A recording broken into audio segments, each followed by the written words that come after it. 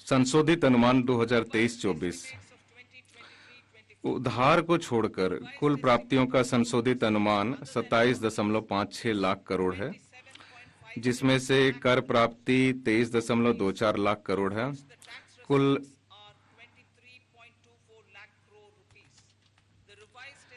कुल व्यय का संशोधित अनुमान 44.90 लाख करोड़ है।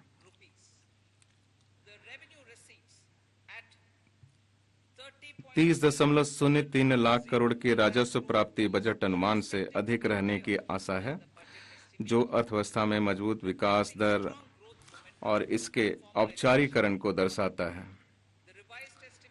राजकोषीय घाटे का संशोधित अनुमान जीडीपी का 5.8% है, जो अंकित विकास अनुमानों में कमी के बावजूद बजट अनुमान की तुलना में बेहतर है।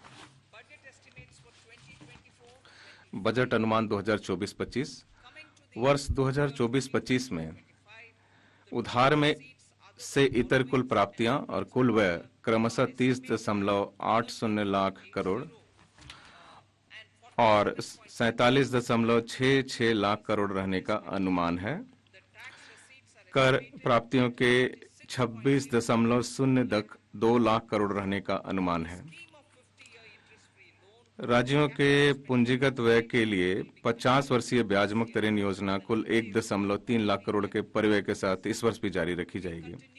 जैसा कि मेरे 2021-22 के बजट भाषण में घोषणा की गई थी, हम वर्ष 2025-26 तक राजकोषीय घाटे को 4.5% से नीचे लाने के लिए राजकोषीय सुदृढ़ीकरण के मार्ग पर निरंतर आगे बढ़ रहे हैं। इस मार्ग पर चलते हुए वर्ष 2024-25 में राजकोषीय घाटा जीडीपी के 5.1% रहने का अनुमान है। महोदय,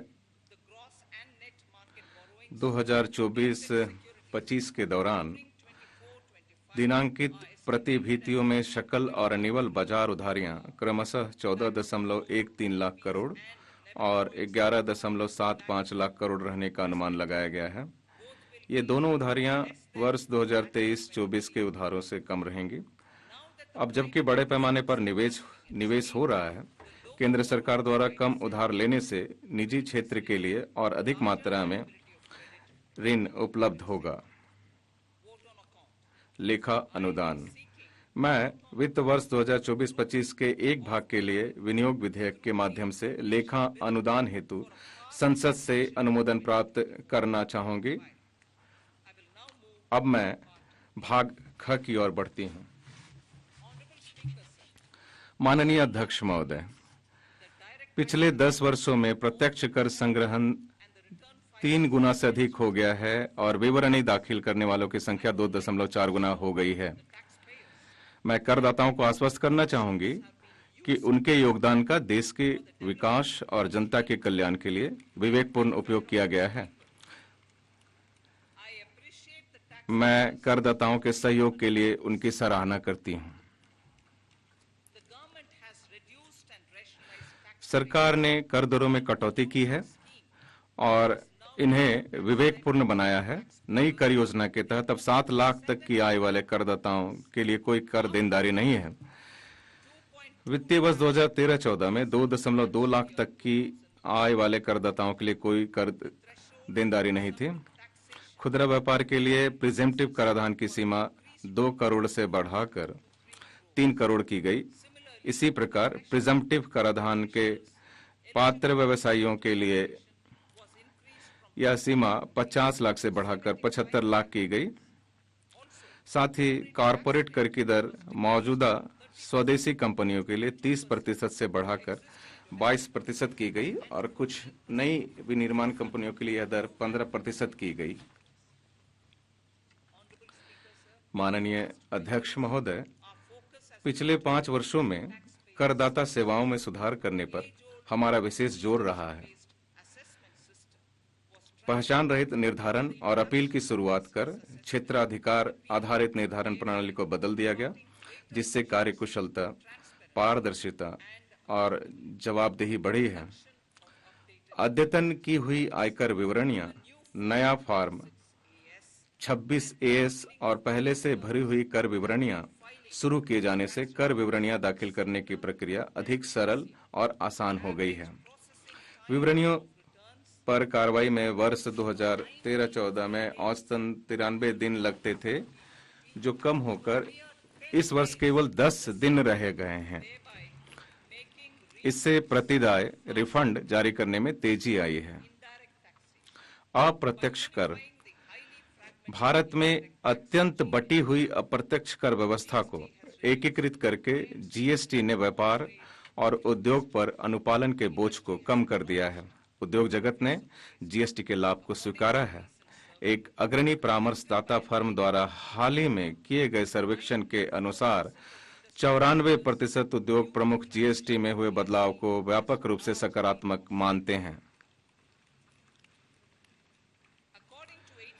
सर्वेक्षण में प्रश्नों के उत्तर देने वाले 80% प्रतिभागियों के अनुसार इससे आपूर्ति श्रृंखला ऑप्टिमाइज हुई है, क्योंकि टैक्स आर्बिट्राज और ऑक्ट्राई के हटने के परिणाम स्वरूप राज्यों और शहरों की सीमाओं से चेक पोस्ट हट गए हैं। साथ ही जीएसटी का कर आधार बढ़कर दोगुने से अधिक हो गया है। इस वर्ष औसत मासिक सकल जीएसटी संग्रहण बढ़कर लगभग दोगुना तथा 1.66 लाख करोड़ रुपए हो गया है। इससे राज्य भी लाभान्वित हुए हैं। राज्यों को जारी किए गए कंपनसेशन सहित राज्यों के एसजी/एसटी राजस्व की बॉयंसी 2017-18 से 2022-23 तक जीएसटी के बाद वाली अवधि में 1.122 है। इसके विपरीत वर्ष 2012-13 से 2015-16 की जीएसटी से पूर्व की 4 वर्षों की अवधि में विलय होने वाले राज्य राजस्व की टैक्स बॉयंसी केवल 0.72 थी। इससे सबसे बड़े लाभार्थी उपभोक्ता हैं, क्योंकि संभार तंत्र संबंधी लागतों और करों में कमी के परिणाम स्वरूप अधिकांश वस्तुओं और सेवाओं की कीमतें कम हुई है। हमने अंतर्राष्ट्रीय व्यापार को सुविधाजनक बनाने के लिए सीमा शुल्क में अनेक उपाय किए हैं, जिसके परिणाम स्वरूप वर्ष 2019 में जब पहली बार नेशनल टाइम रिलीज अध्ययन शुरू हुए, तब से 4 वर्षों की अवधि में इनलैंड कंटेनर डिपो में आयात निर्गम समावधि 47% कम होकर 71 घंटे रह गई हैं। एयर कार्गो परिसरों में 28% कम होकर 44 घंटे तथा बंदरगाहों में 27% कम होकर 85 घंटे रह गई है।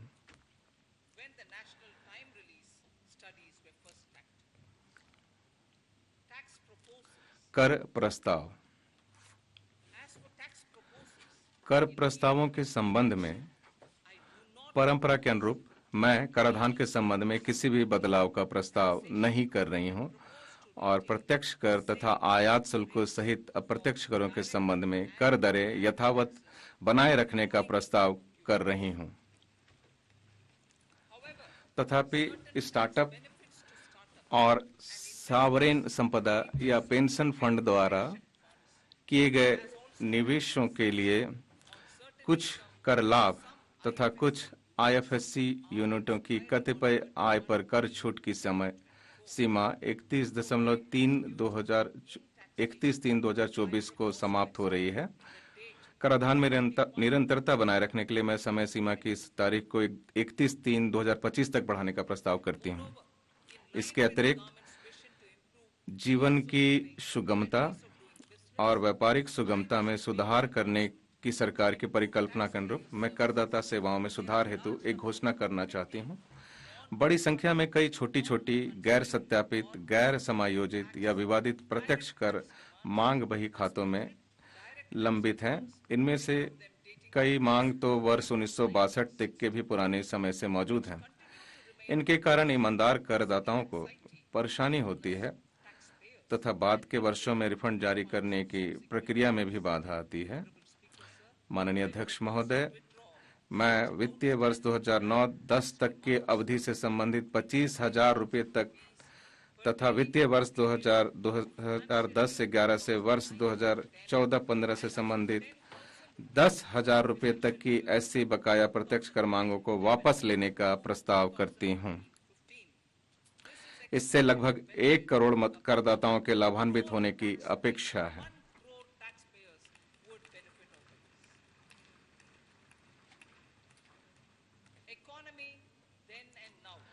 अर्थव्यवस्था तब और अब। वर्ष 2014 में जब हमारी सरकार ने बागडोर संभाली थी, चरण दर चरण अर्थव्यवस्था को दुरुस्त करने और शासन प्रणाली को सही रास्ते पर लाने की जिम्मेदारी बहुत बड़ी थी। समय की मांग थी कि लोगों को आशा की किरणें दिखें, निवेश आकर्षित किया जा सके और सुधार के लिए आवश्यक समर्थन जुटाया जा सके। सरकार ने इसे सफलतापूर्वक किया। राष्ट्र प्रथम के मजबूत विश्वास के साथ इसे सफलतापूर्वक हासिल किया। उन वर्षों के संकटों से पार पा लिया गया है और अर्थव्यवस्था सर्वांगीण विकास के साथ उच्च संधारणीय समृद्धि पथ पर बढ़ चली है। अब यह देखना उपयुक्त होगा कि तब वर्ष 2014 तक हम कहां थे और अब कहां हैं। मैं इसको दोहराना चाहूंगी, अब यह देखना उपयुक्त होगा कि तब वर्ष 2014 तक हम कहां थे और अब कहां हैं, केवल इसलिए कि उन वर्षों के कुप्रबंधन से सबको सीखा जा सके। इस संदर्भ में सरकार सदन के पटल पर एक श्वेत पत्र प्रस्तुत करेगी।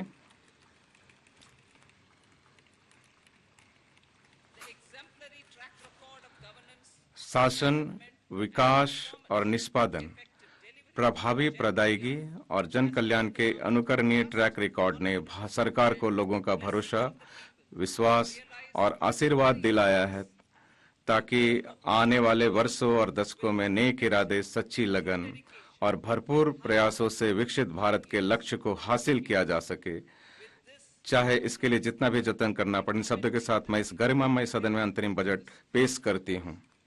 जय हिंद।